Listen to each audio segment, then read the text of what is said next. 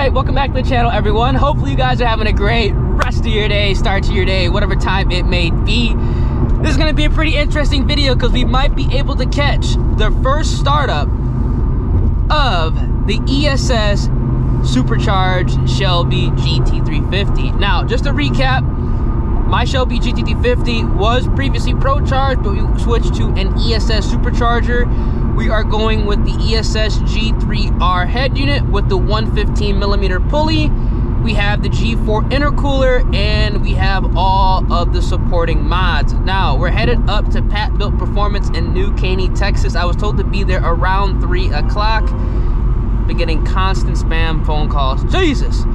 Hopefully we can go ahead and catch the first startup. If we do, awesome. If we don't, oh well, it's all good. I just want to see the car with everything installed and get that video, get that picture, because it is going to be a monumental moment of the Shelby GT350 build. So if you guys want to stay up to date with all the content, feel free. Drop a like on the vid, subscribe to the channel, turn on those post notifications to stay in the loop, man. Huge shout out to Pat at Pat Built Performance, as well as Joe at Pat Built Performance and ESS, because they made it all happen in a very, very timely manner. Because I had to go ahead and get a new timing cover, I had to go ahead and get a new balancer. I essentially had to replace a lot more stuff than, you know, normally is involved with a supercharger install, because I've been having constant issues with the Procharger kit. That's why I went ahead and sold the Procharger kit, and we are now going with ESS. Same style as Supercharger, just a different design, so to say, on how everything is set up on Mustangs, as well as a much larger head unit that in theory should be a lot more efficient. Tomorrow, Wednesday, I don't know what day you're gonna be watching the video, but we should be getting the car on the dyno as well, so we're gonna be able to see, oh my god, so we're gonna be able to see exactly how much the car makes. We don't have to play the guessing game, but in all reality, I want the car to be anywhere between 820 and 840. I don't really want to make more than 850 because I still am on the stock fuel system with the dual booster pumps and ID 1050X injectors. When I actually go ahead and put in a 4 Innovations fuel system, or maybe an Arcane fuel system, depending on, you know, the route I do take, we can go ahead and pulley it down. But as of right now, I would love for the car to be around 820 to 840. If it makes anything more than 860, I'm not gonna lie, I'm gonna put the 120mm pulley on there, just because I don't really want to go ahead and risk that on the stock fuel system. I know some people are gonna say, oh, who cares, just go ahead and full send. I'm not gonna go ahead and do that. Fueling is something you don't mess with, so if it makes more than 860, the 120 is gonna go back on. So if it makes under 800 with the 120, oh well, but at least I'll have that peace of mind. So I hope it's in, you know, the 820 to the 840 range with the G3R and the 115. It should be around like 12-13 pounds of boost, just for the fact that the ESS kits, they're rated at 7,200 RPM through a G2 head unit on a Mustang GT. So considering the fact that this is a G3R head unit and it's a Shelby GT350 5.2 revving at 8,300 RPM, not 7,200 RPM, it could make a lot more power than I think. It really could. I'm gonna go ahead and get to the shop. We're about 11 minutes away.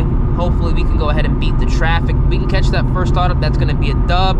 I don't know if we're gonna be able to take the car home today, just for the fact that it has to get tuned. We have to do the data logging, and it's gonna be literally rush hour traffic when that is done. And if you guys live in the Houston area, even though we're not technically in the Houston area, it is still like a really, really jam-packed area. There's no way that I'm gonna be able to get the data logging done with all these cars on the road. It's just gonna be legitimately impossible. So we might have to go ahead and get that done.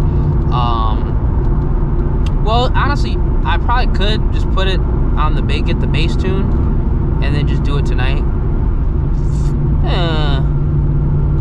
Or we could just do it early in the morning tomorrow before we go to the dyno. We'll see. We'll see. Depending on if we catch the first startup and I'm able to record what I want to record. So if I can record what I want to record, either or will work out. Whether it's done today or if it's done tomorrow morning early. But yeah, I'll catch y'all when we get to the shop. All right, y'all, we're getting the head unit mounted. Here we go.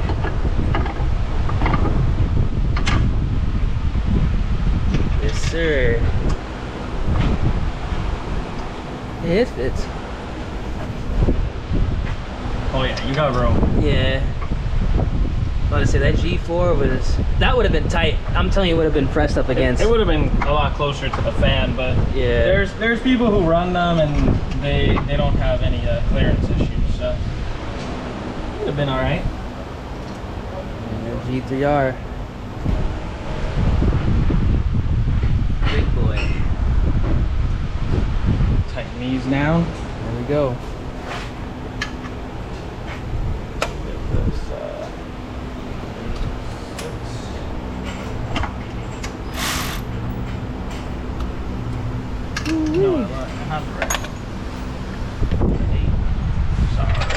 Man, can't wait for the first startup. This is gonna sound, it should sound similar to the ProCharger, honestly. Might be a little bit louder just because the impeller is bigger. The tone is a bit different because the blow. Yeah, I feel like it's gonna be like a little more, it could be like a little bit more high pitched. That's what, because my buddy's his high sounds a little bit high pitched, but yeah, I like the way it sounds. It sounds similar, but man, it's the blow up valve is the main difference. That's like the big thing that everyone kind of likes more about, like Vortec or Paxton or whatever. Yeah, the blow up valve. Yeah, it's like you guys have the big red stuff, whereas these have the tile, which the tile still sounds good. Yeah, I used to have the tile on my on the black car, the black 2 valve. I had one on a white 2 valve too. To be honest with you, I remember the white one. Yeah. I can't even hear it anyway. So it the white one is like the first time I met you, I think. It That's was when we were in CC's old Gen. Yeah. yep. That was a long time. It was a long time ago. West Park. It was over 3 years ago. Shit. It's crazy. That's crazy, time man. flies. Yeah, time does really fly. All right, so the intercooler, everything's mocked up. I guess, is it okay if I Blow valves on. Belts all routed up. Should be able to get everything put together very soon. And we'll get the first startup. We'll be ready to go ahead and data log, get everything done with the dyno tomorrow. Let me know what you guys think the car is gonna make. I'm hoping between 820 and 840. Anything more than 860? What do you think? More than 860? Well, your tuner is a little confident that it's going to make above 850. And I wouldn't be surprised if it makes above 850 as well. We'll see. We'll see. A few moments later. All right, so we're almost ready for the first startup. Intercooler's all mounted up. Crash bar's on there. Blower is fully installed. We have the coolant tank on here as well with catch can, with a different catch can. This is going to be the UPR breather tank. Better for the ESS kits, especially when you are going to be spinning the blower a little bit harder, and this is a bigger blower, so I wanted to go with the UPR breather can, tank, whatever you want to call it, so running with that. Obviously I had to sell the ProCharger coolant reservoir, so now we have another one, but it's the same thing essentially. Gonna put coolant in the car, oil in the car, and then we'll be ready for the first startup. Ladies and gentlemen, we got a flash to tune. We already have it from Rob, so we'll get that first startup, and then we'll take it to the dyno tomorrow for everything to get dialed in. But yeah, it's a car again. This car had no timing cover, nothing on it the last time y'all saw it. Motor was opened up. Now we're ready for the first startup. Crazy, crazy, crazy, crazy. Looks good though. I do like the satin with the head unit. Looks good.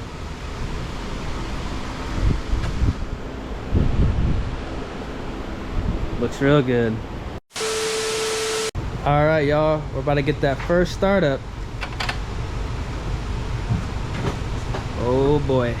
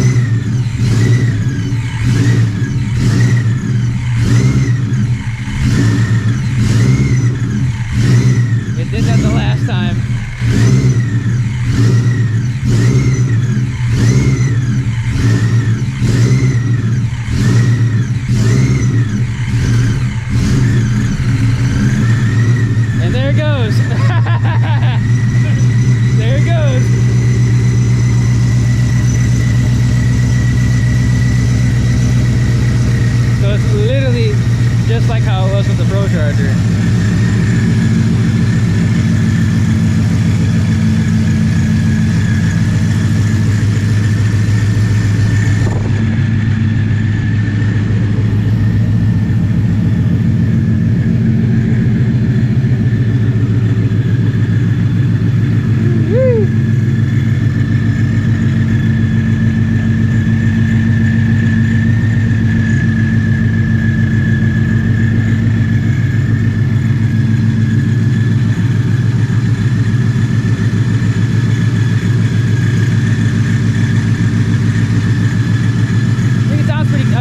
It definitely sounds similar to the ProCharger. Yeah.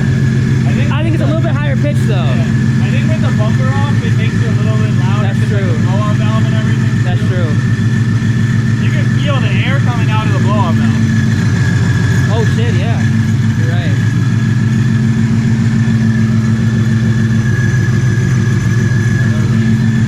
All the satin kind of gives it a nice look to it. Yeah, it does. I like it. Yeah. If only they made the ESS and the intercooler like more this color. Yeah, right. A little bit more of like the sleek. Yep. Some people will get them like powder coated and stuff. The only problem is you do that and you open it and it voids warranty.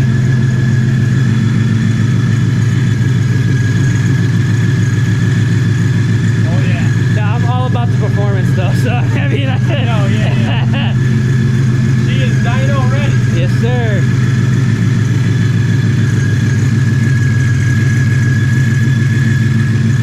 Yes, sir.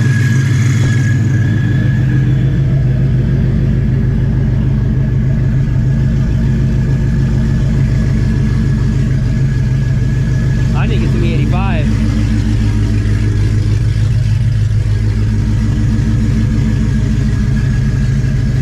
Yeah,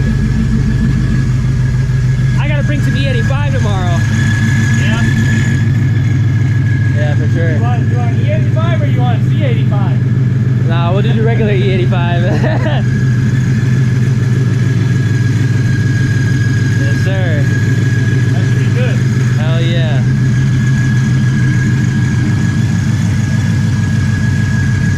G3R is on. Let's go, baby.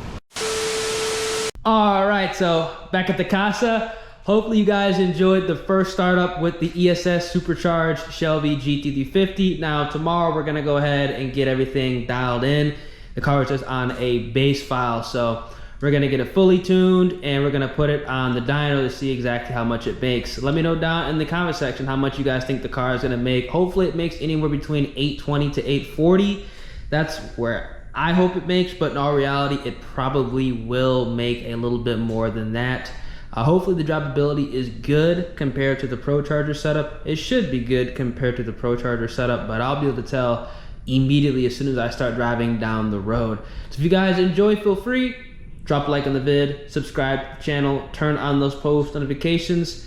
This is gonna be a pretty big day because, you know, we're gonna be making some serious power and it's a brand new setup. So, you know, you always gotta play it safe, you gotta play it smart. And we are gonna have to go ahead and test the car out before I bring it to Mexico because again, this G3R, it should theoretically, it should feel the same down low, but up top is where it's going to really make that difference. So I have a feeling that it's probably gonna feel similar to how I first felt when I put the Shelby GT350 on E85 compared to 93. I might have to go ahead and get some seat time because it should be moving out a lot better up top. But we'll find out soon enough. Catch y'all in the next one, y'all.